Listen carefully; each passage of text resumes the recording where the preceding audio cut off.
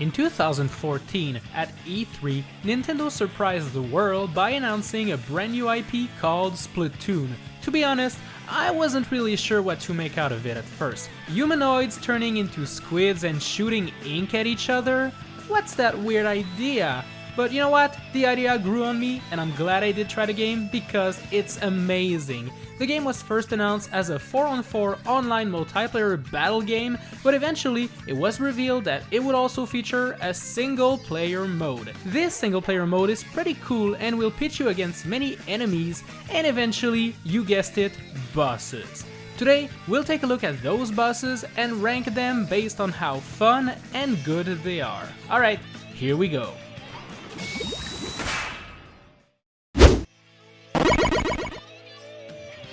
So, the first entry on this list is this weird metallic clam looking guy. As you can see, this ugly contraption spins really fast and is full of deadly spikes. Introducing the rampaging Octoworld, a giant clam that pukes ink all over the place. Ugh, that's kinda gross. So this boss will puke some ink for a little while and then will flip on its side to start rolling really fast at you. As you can see, Octoworld rolls super fast in his ink, but as soon as he touches yours, he loses quite a bit of speed. If there's enough ink, he'll get completely stopped and will open his mouth to reveal his weak point.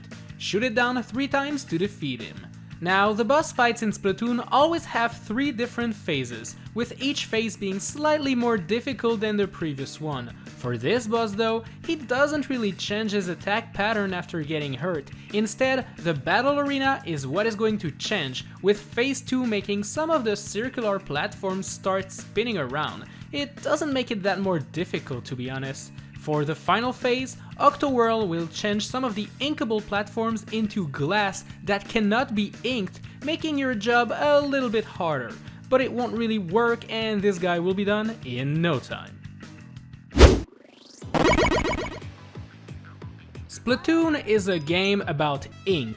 Enemies throw ink, you shoot ink, you swim in ink, you're made out of ink, so it makes total sense that this next boss is a giant ink stamp. Yeah, for real. The mighty Octo Stomp is literally just a big cube on little legs that runs at you like an idiot and tries to splat you by crushing you under his big face. That's literally his only attack. He has nothing more to offer.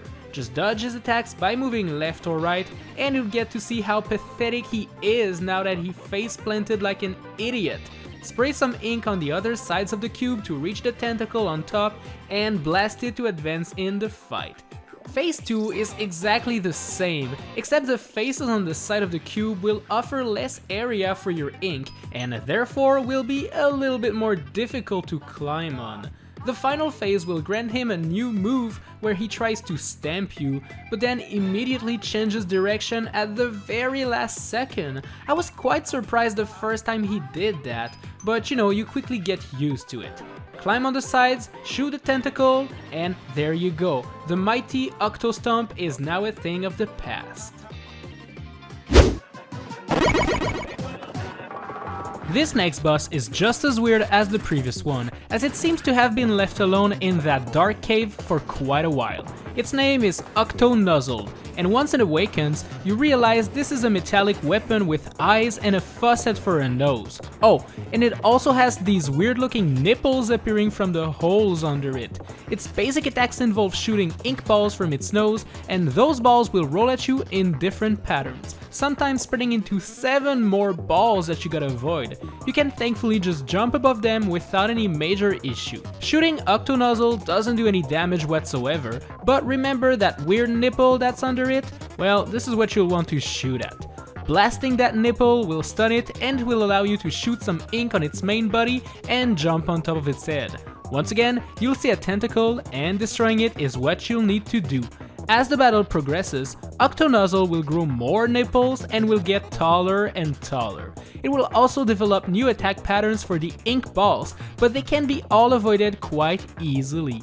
It is not the most difficult boss fight you'll encounter, but it is a satisfying one nonetheless. This next boss is so satisfying to beat. But before we get to that, take a good look at Octomom. He got quite the smile. Charming.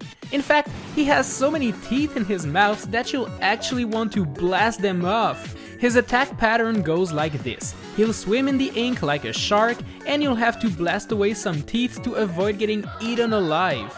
Remember that Crocodile Dentist board game where you need to take off teeth and avoid getting your finger bit by it? 1, 2, chomp, chomp, chomp, Crocodile Dentist, the game of wild fun.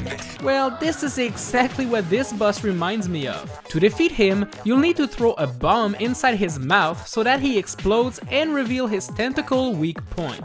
But to do that, you'll need to remove quite a lot of teeth. After a little while, Octomom will retreat far away and will use his teeth to shoot lasers at you? What? Yup, you're seeing all of this right. Flying teeth shooting ink balls. Whoever came up with that idea, give this person a raise, please. Phase 2 and Phase 3 will be really similar to the first one, except his teeth will be harder to destroy, especially in the final one where he has gold teeth. Oh wow, he's a rapper now? But then again, just blow up the middle teeth and you'll be able to throw a bomb inside of his mouth and voila.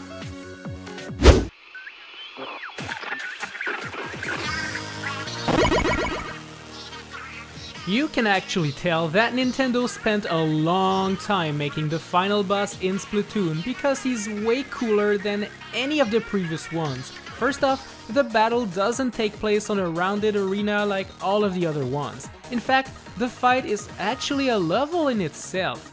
This spaceship comes down and reveals the final boss, DJ Octavio.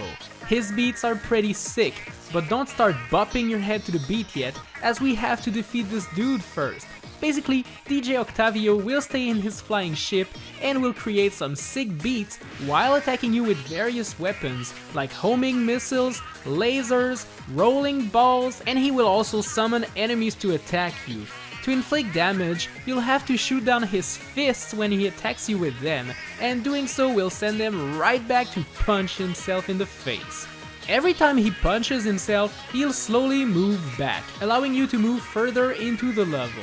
And every couple of hits, Octavio will summon a giant missile attack that you also have to send back a couple of times, like a tennis match reminiscent of the Ganondorf fight in Zelda. The first couple phases are pretty easy, but I must admit that when you're nearing the end of the fight, there's a lot of things happening on screen all at once, and it gets confusing to dodge everything. Rolling balls, homing missiles, lasers, punches, and the tentacle missile all at once? Now this is intense. Eventually, the Squid Sisters, Callie and Mary, will overpower DJ Octavio with their music, and this sick new beat will be all that is needed to boost your confidence and deliver the final blow. And there we go. DJ Octavio is no more, and the world is saved. Until Splatoon 2, obviously. Thanks a lot for watching this video, my dudes. I hope you enjoyed it. And if you did, make sure to subscribe and to hit the bell to make sure not to miss a single upload from me. And hit that like button to support me, will ya? If you want to get your name in the credits like these guys over there, consider joining Team BBQ, the best team in the world, by hitting the join button or clicking the link in the description. Tap the cards on screen for more videos, and I'll see you in the next one.